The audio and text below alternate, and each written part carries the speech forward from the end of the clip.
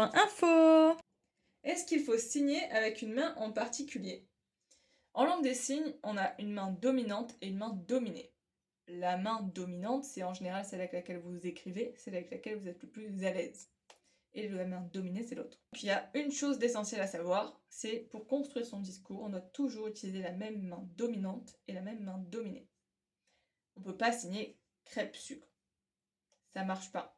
Il faut que ce soit la même qui fasse les deux signes, donc crêpe, sucre, main dominante. Mais il faut que ça soit cohérent sur toute la longueur de votre discours, de votre phrase. Après, il y a des signes qui utilisent les deux mains, mais avec des configurations et des mouvements différents.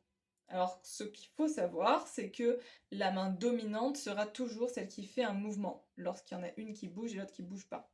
Par exemple, danser, main qui bouge pas, main qui bouge, donc main dominante. Et parfois, les deux mains bougent. Alors, on va se poser la question, quelle est la configuration, la forme de la main, la plus compliquée à faire? Si c'est une main plate, c'est pas compliqué. Alors que si c'est ça, j'en passe, c'est plus compliqué.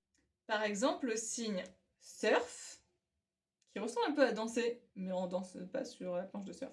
Pour danser, ça c'est le sol, et ça c'est les jambes. Et pour surf, ça c'est les jambes toujours, mais ça c'est la planche de surf.